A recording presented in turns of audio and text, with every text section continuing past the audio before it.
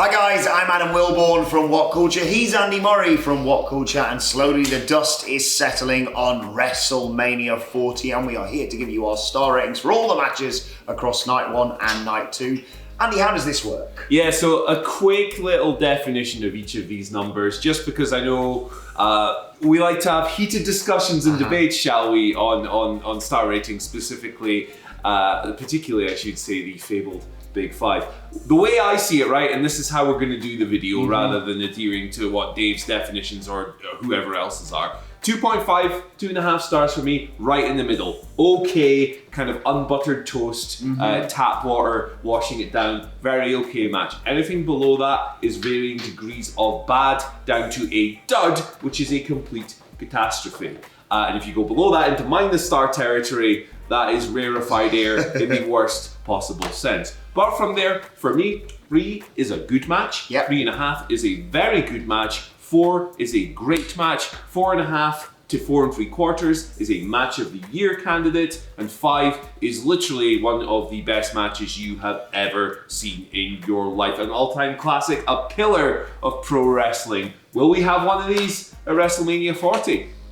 Don't forget, just like when Dave does it, it's all subjective.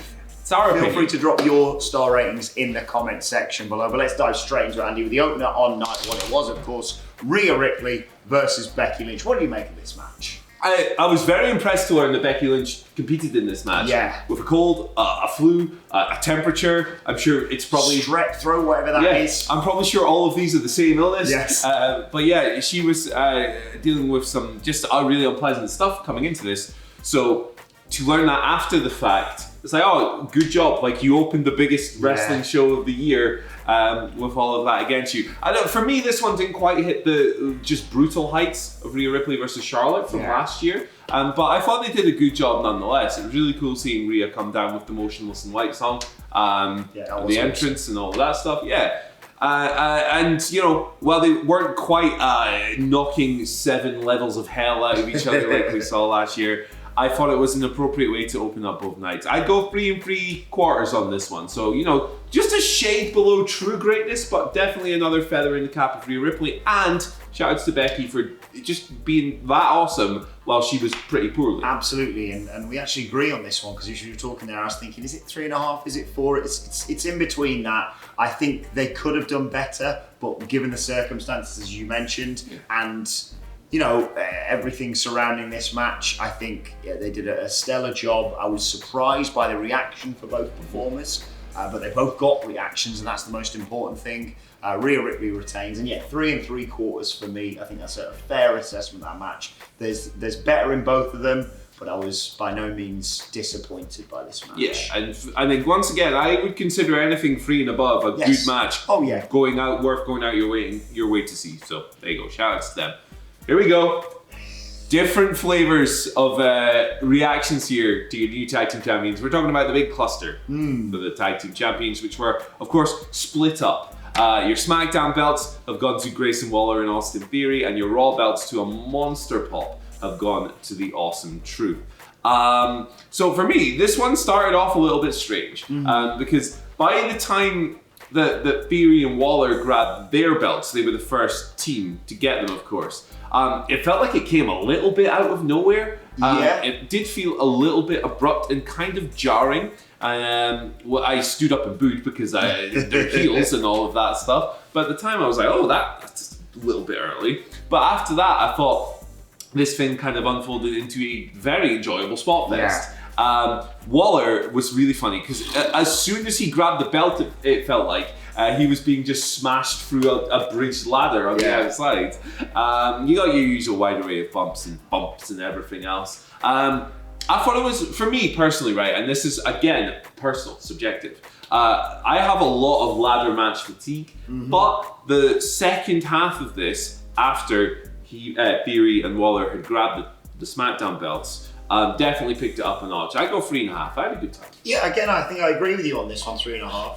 2 2. Straight out of the gate, because you're right. It was a quick, but maybe that was part of the match, because it's like they grabbed the SmackDown belts and people were like, we just grabbed the Raw ones, but actually, and then he took a horrific bump. I'm reticent to go anything below 3.5 because this has taken years off many of the performers' careers. There was bumps from really bad bumps from Grayson Waller. There was JD McDonough, he wasn't even in the match, and he took a horrible bump in there as well. There's like an air raid crash off a ladder, one final beat from the inside to the outside through the table for Gargano and Becky. But for me, I'll let this go, see where it heads. Basically, it had to have Awesome Truth as Raw Tag Team Champions. I thought Truth was beloved here quite rightly. They got a huge reception. Yeah, can't argue with it. And it's certainly one of the matches when we get back to England after our jolly to Philadelphia. I am going to go back and watch, because as with many ladder matches, if you're in attendance, it's great. It's all the pomp and ceremony and bombast of all that. But we've probably missed half the spots in there as well, because the cameras will have caught it far better. So yeah, 3.5 stars, fair enough. Let's move on to our next match, which is of course Rey Mysterio and Andrade versus Dominic Mysterio and Santos Escobar. I'm going to throw over to you on this one because I missed the first 5 minutes because I was going for a wiener pint. Yeah, so did I, because I followed Oh yes, I forgot. Yeah, we went, we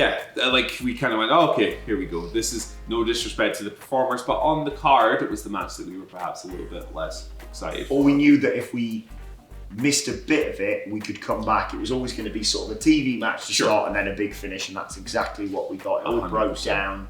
I just love that Wacky and Wild spot. I'd book it in every match that he's in, even though he wasn't really in this match. And you can't go wrong with this father and son duo, in my opinion. And when you see that spot in person, you get a full perspective of like the air he gets. In the flesh, it just looks, it's a completely superhuman spot. For him to do it more than once is crazy. For me, this one, it was fine. I think that I would have liked maybe a little bit more open space for, maybe this did happen when we were getting a beer, I don't know, we're getting a crate of beers from the bars. Yeah. But I would have liked a bit more open space for Santos and Andrade in particular to show their stuff, because they're a couple of excellent workers. At the same time, the match was clearly engineered for the big reveal. Yes. Those mysterious luchadors, Jason Kelsey and Lane Johnson. There we go. Which obviously got a huge pop in Philly. I'm just stealing your gimmicks now, sorry man. Huge pop in Philly. It was designed to deliver that. It was designed to deliver a WrestleMania celebrity moment. Yes. And it did just that. But as far as the viewing experience, all due respect to the Eagles, I don't know who these players are, because it wasn't for me. It was for the Philly fans. 2.5 for me. It was fine. I'll go 3 for this one. It was fun. That spinning back elbow Andrade's is always devastating to see. And from the look I got from a clearly Philadelphia Eagles fan in attendance when I accidentally said Travis Kelsey. And I'm scared of that look and those two men.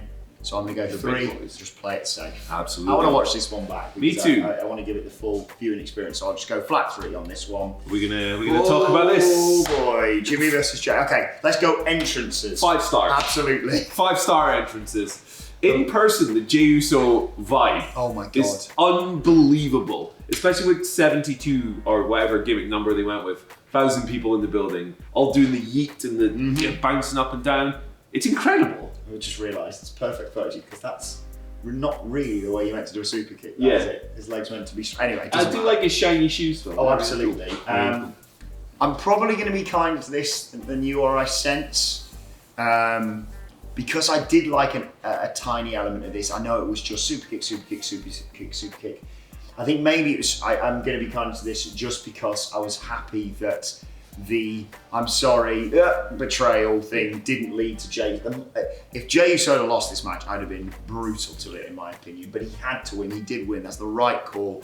2 stars. It was fine. Yeah, that's fair. I think it more than anything exposed that Jimmy and Jey are not singles wrestlers. At least against each other. Yes, right. That's obviously, fair. Jey had a really good match with Gunther a few weeks ago, but I could probably have a good match with Gunther, and that's not to diminish Jey. I think it's actually to his credit that he is so incredibly over. And like a match like this is almost not going to matter in a lot of ways because he's so popular and he's got such a strong crowd connection. as a match, look, I'm not going to bury it. I did not enjoy this. I did not think it was good. I'll go 1.5, but I'm not going to sit here and just rip it to pieces because, hey, if you want a more in-depth breakdown of this match, where can they find that? WhatCulture.com/WWE. The brilliant Michael Sudwick has done his star ratings for all the matches, and you can check out all the ups and downs and stuff from across the weekend as well. Let's talk about someone we liked a little bit more. Let's talk about the super team. Can I do Aura for this one? Aura. 5 stars. Everywhere.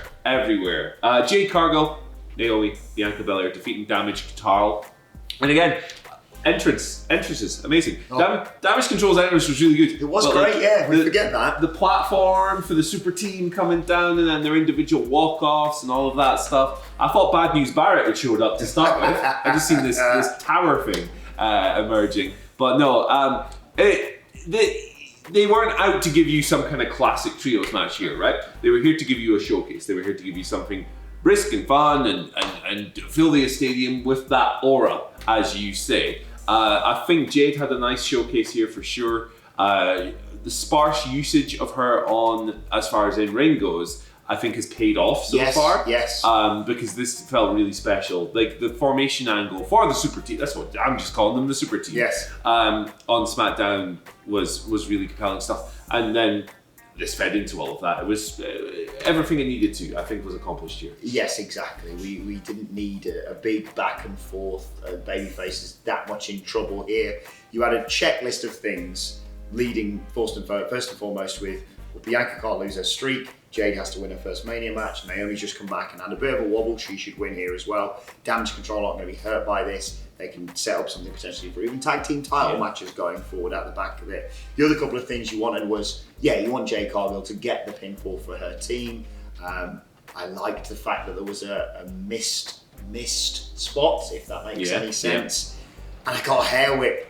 And I've never been in attendance, as far as I'm aware, for a hair whip. Yeah, and you can hear it all the way at the back. So for that, I'll go 3.25 for this one. I'll go 3. It was good. Yeah. It was good, and I think that they were not attempting to do anything more than what they delivered on the night. It was very effective.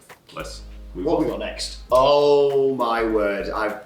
So before we started filming here, I thought I've got a good idea of what star ratings I'm going to go for both matches.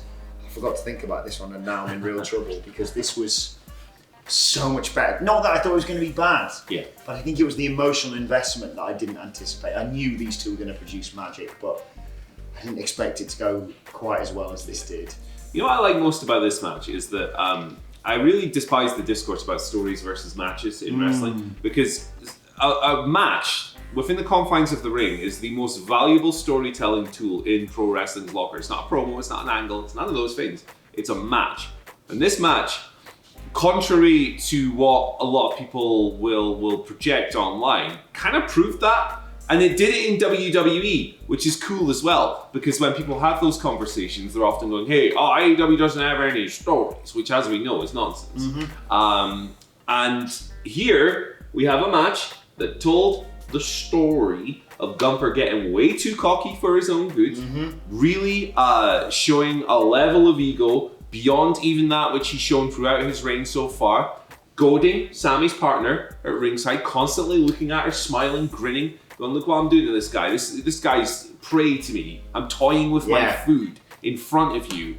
And he paid the price. That is just a fantastic, neat and tidy in-ring story. And also you've got the various other bits and pieces feeding into it. I thought that Sammy bumping into Kevin on the way to the ring was just an exceptional adding more touch. stars as you mention this. Absolutely. Look, really fantastic work across the boards. I was absolutely hooked.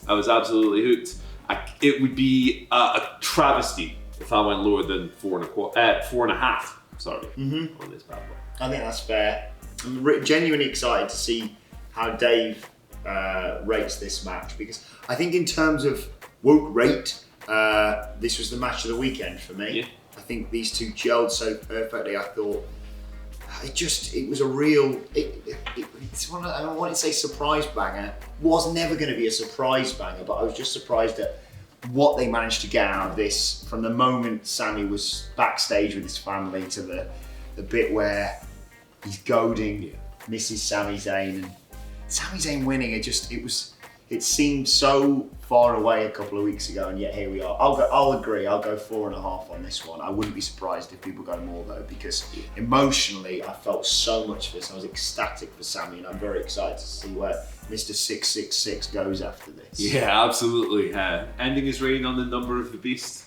Something else. Yeah, Triple H will be very happy with that one. Let's head over to our main event of night one. This is going to wind people up. Wow. So as a total package, this thing must have been, if you include the video package, which, hey, listen, if you're on this channel, you know I'm not usually the biggest video package fan. This one was unbelievable.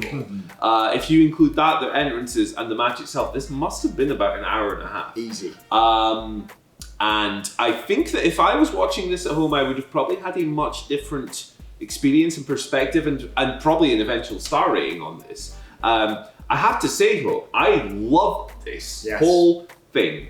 From start to finish, I was completely hooked. His face. And it's just, he's a genius. He's a genius with this stuff. I think that I probably should have said this at the beginning, right, when we were explaining the category. I just rate things on enjoyment. Yes. I just rate them on how much fun I had watching them, more than anything else, because I think that's the most honest way to do this thing.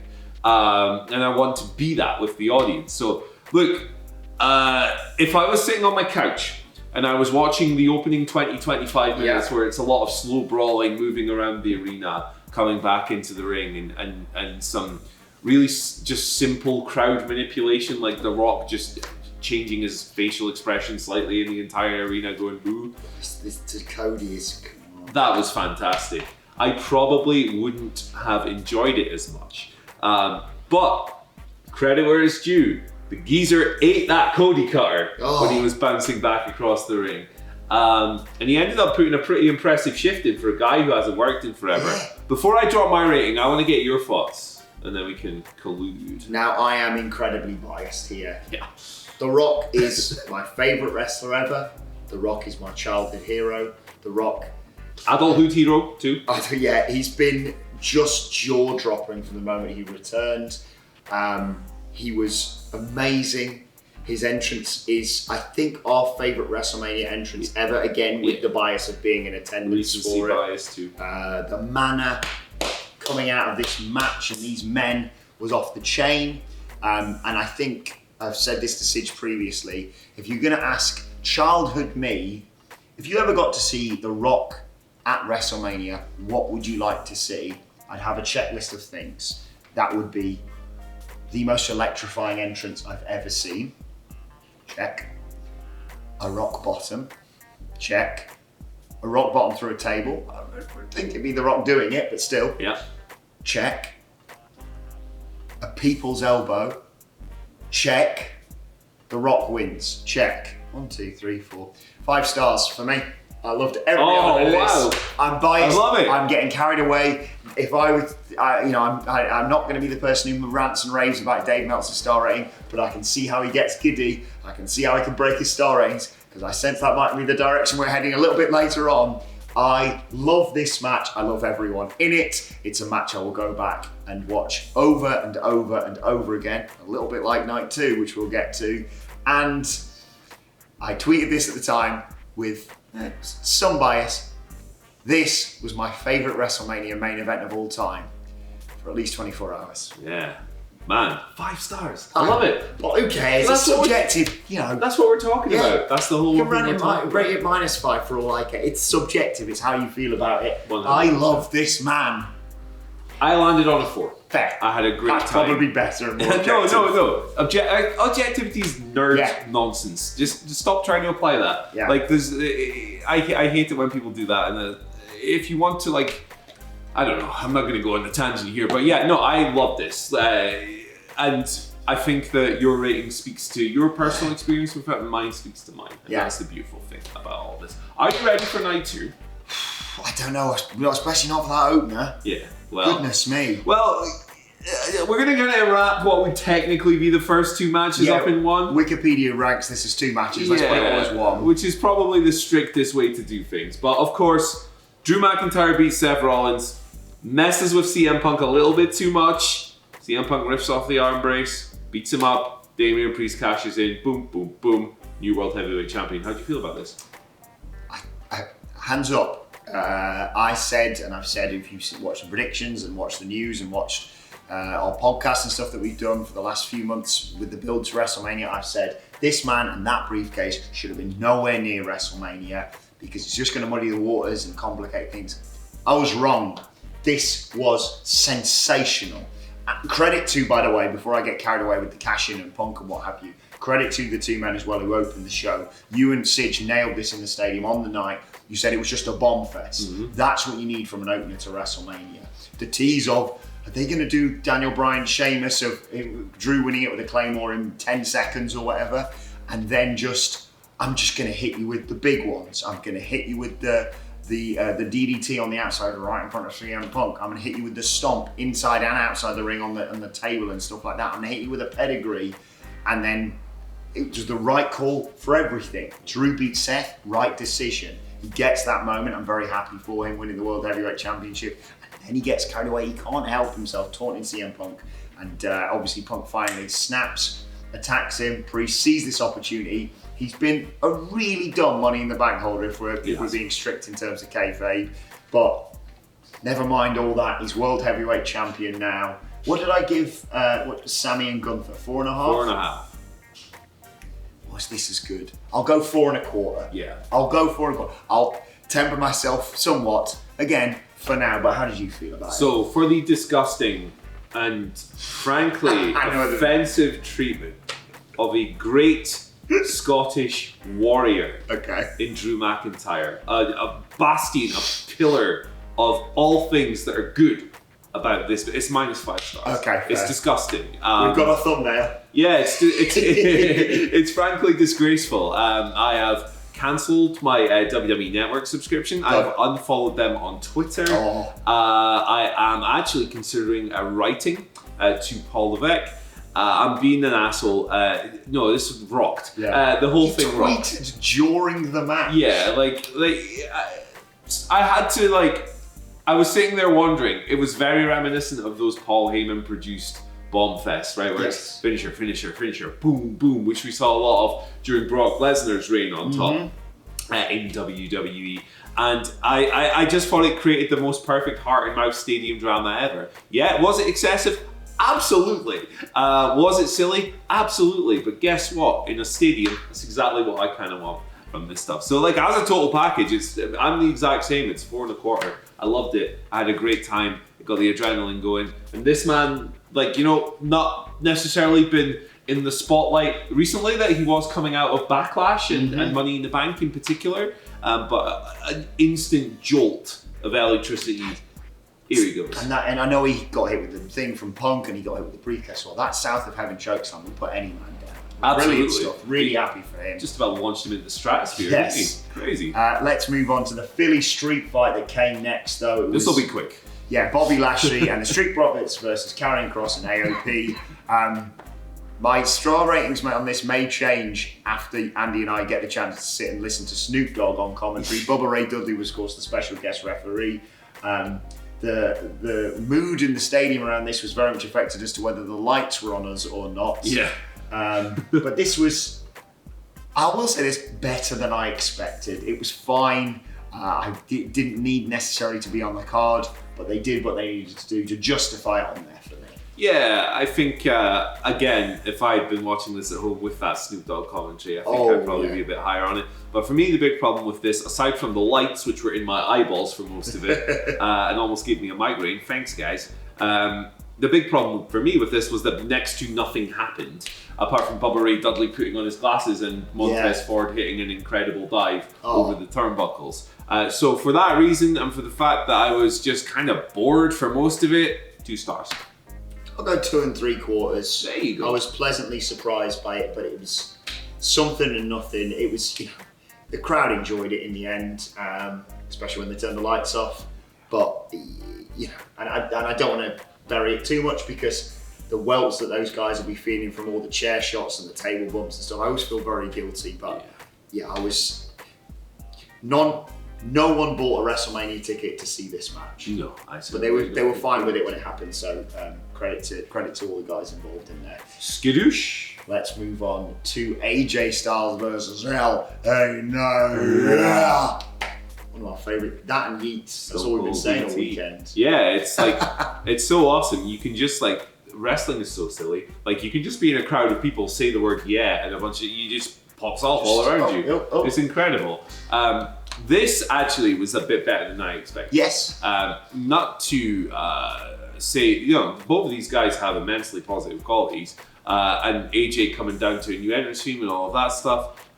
Probably need to hear the studio version before I bury that too deep. But it was just two good old seasoned pros going out there and having themselves a good old fashioned wrestling match. Nothing exceptional, nothing blowaway. But as far as like mid-card fodder goes, do you want mid-card fodder on a WrestleMania card? That's another debate entirely. But I thought this was perfectly fine. I had a good time shouting, yeah, and doing all that other nonsense. The right man won. Exactly. And I had a good time. I had a good time. Yeah, me too.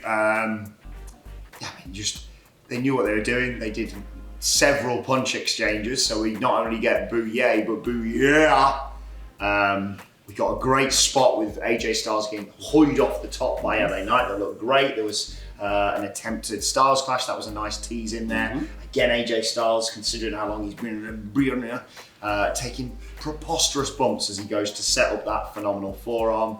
Blunt force trauma, 1, 2, 3 for LA Knight. I'll go 3.25. I'd go the exact same. That's the exact rating I had in my mind. We're moving into the... They kicked into gear now. We were saying this on the review, WhatCulture Wrestling Podcast, wherever you get your podcast from.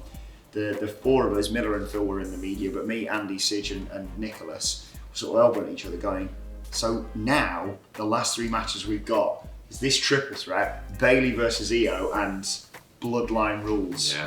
What an ending to WrestleMania this was, and it started brilliantly with this. Yeah, but this is like one thing about this match. It kind of exposed how out of touch old man I am.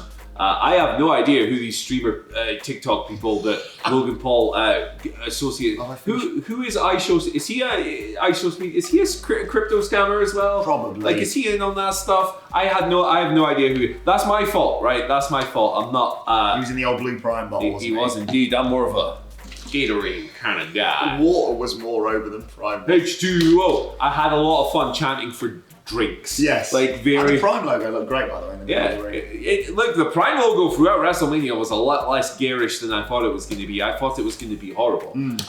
But no, like, what I liked about this was that, I obviously had some ridiculous exchanges. Logan Paul continuing to prove himself. I think that the cable has just come out of the camera.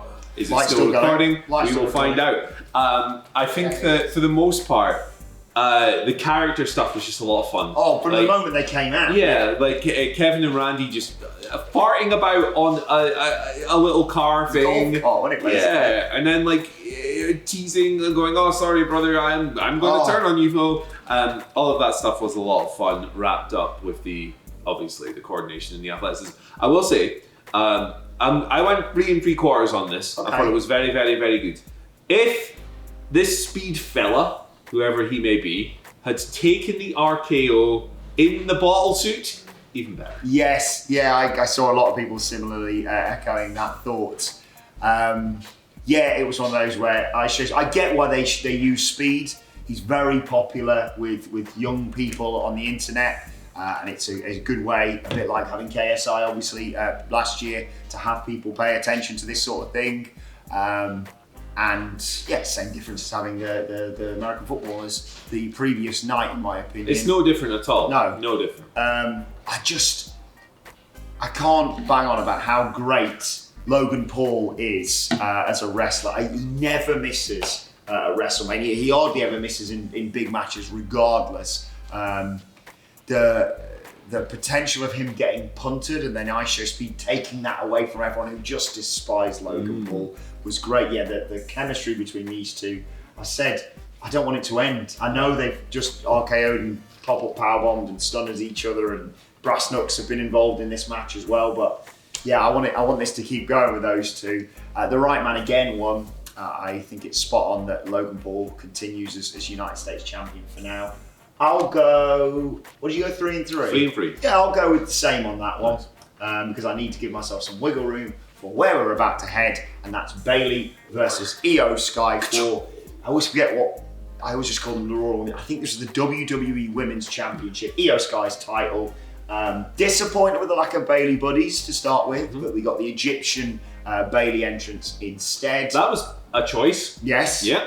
And we don't really understand the relevance of it, but I've read somewhere that there is importance to that, and fair enough. Yeah, King. She was just showing respect to King Tutankhamun. It looked cool. Tutankhamun, eh? Pam. Looked cool regardless. I not very often say, oh, just run this match back at Backlash because it feels just like tired and we know what the result's going to be. Do it again. I love these two working together. Yeah, they did a great job. I think that this was probably one of the matches that the stadium experience maybe hurt it a little bit for me, in that there was a lot of more intricate stuff in this match than compared to some of the other stuff on the card. Yeah. Bayley was selling like an absolute queen in this thing. An Egyptian queen. There we go. There we go. So, like, her performance was incredible.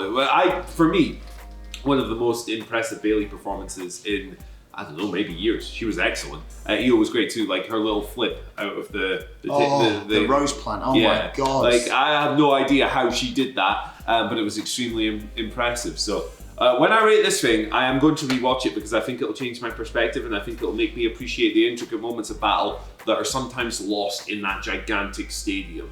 So, but with that in mind, look, I've just spoken like I'm going to give it a crap rating. No, I gave it 4. I was going to say 4 as well. Yeah, great match.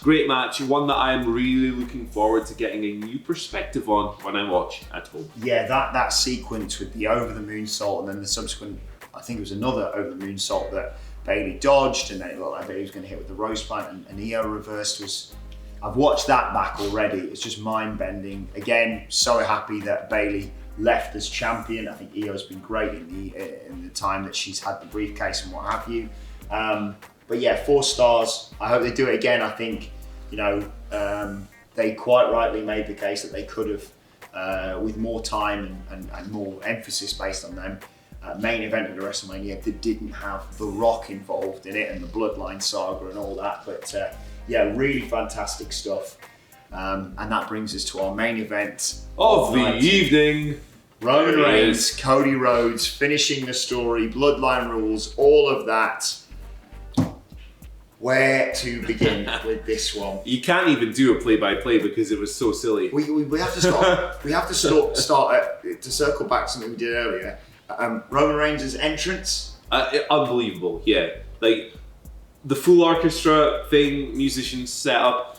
What a layer of bombast that added to what is already one of the most bombastic themes in the company. The pomp and ceremony of Cody and the American Nightmare, the video package was. There's a lot of pressure on that because so many people have made, My Way or Monster or obviously Infinity War stuff with this. I thought they just pitched it perfectly. Brandy obviously being there as well. She's back. For the entrance and the subsequent celebrations. And then the bell rang and... Well, spoiler alert, this was my favourite WrestleMania main event of all time. Oh wow, and you've just given one 5 stars, so yep. That's going to be interesting. Get the 10s out for the lads. I had the most unbelievable time. I had the most incredible time. How long, from the moment they uttered the words Bloodline rules, how long have you and I said, I want a good match, and we know they can. We saw that last year, and it'd have to be a real...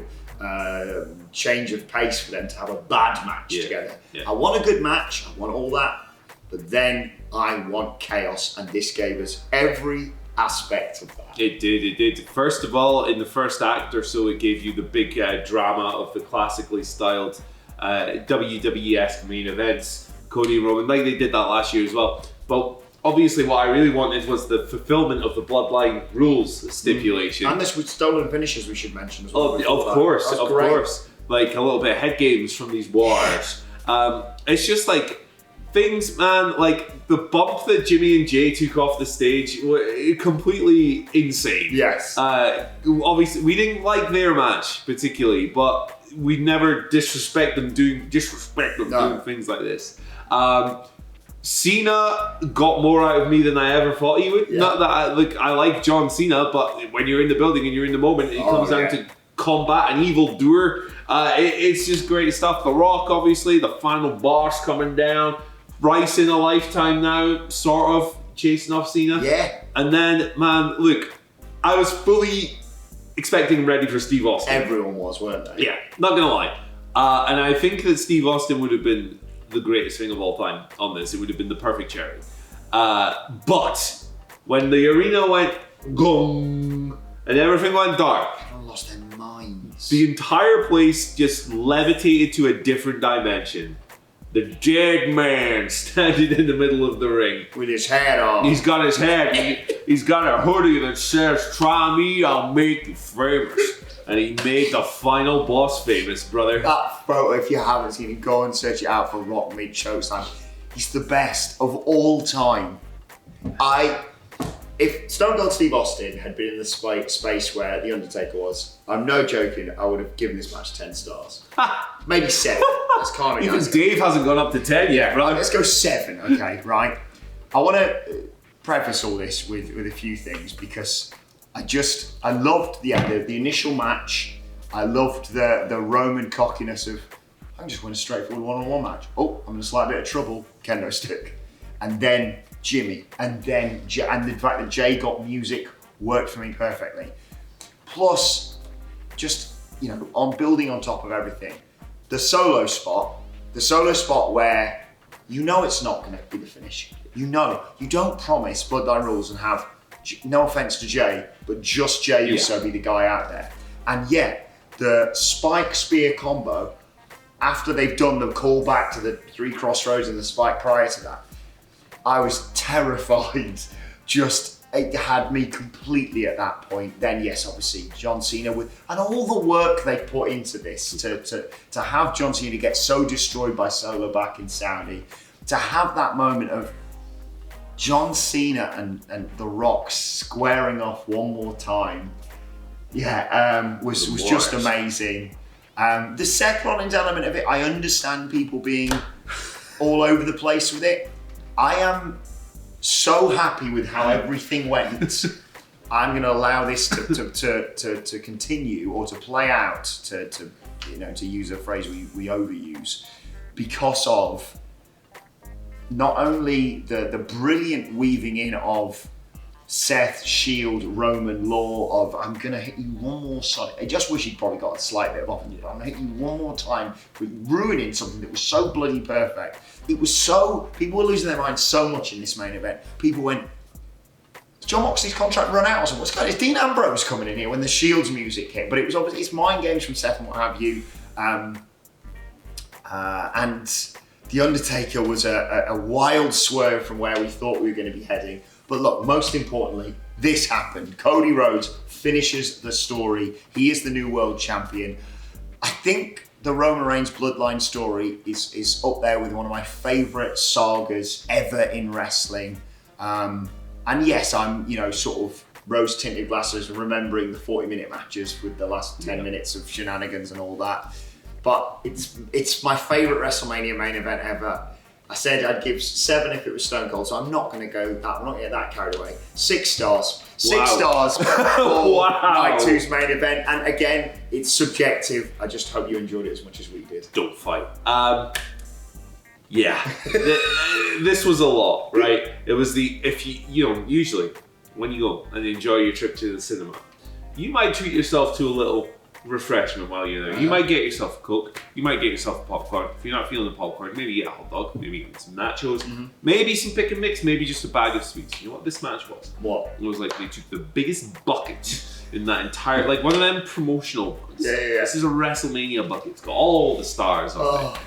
They took that bucket, they started off a little bit of salted popcorn, a little bit of sweet popcorn, a little bit of salt and sweet popcorn. Mix that up good. Let's get some Starburst in there. Let's get 5 hot dogs. Let's get a whole bag of chips. Let's get some nacho cheese. Swirl that bad boy up. What else can we throw in there? Oh, Ben and Jerry's. Let's go. Yeah. They stirred that thing up. And that should sound like the most disgusting thing in the world. And yet it was the most delicious concoction. The only thing that could have made it even more delicious was a little Steve Austin. But I'm not going to let my rattlesnake-shaped entitlement harm my enjoyment of this whole thing. I had a riotous experience in the stadium. If my voice sounds a little gruff at the moment, it's because of that 4 3/4. Fair. That's fantastic. Again, probably more of a correct assessment of all this, but I was so giddy across both nights. But I'd be fascinated to know what your star ratings are. Hey, if it was the Butcher winning the AEW World title, I'd be giving it 6 stars too. Exactly. Let us know in the comment section below or on X at WhatCulture WWE. Check out all of our WrestleMania content, including... Look at this. Here's Simon Miller with the ups and downs, giving you a bit of a different perspective on the show. Enjoy it. See you later, guys. See you later, guys.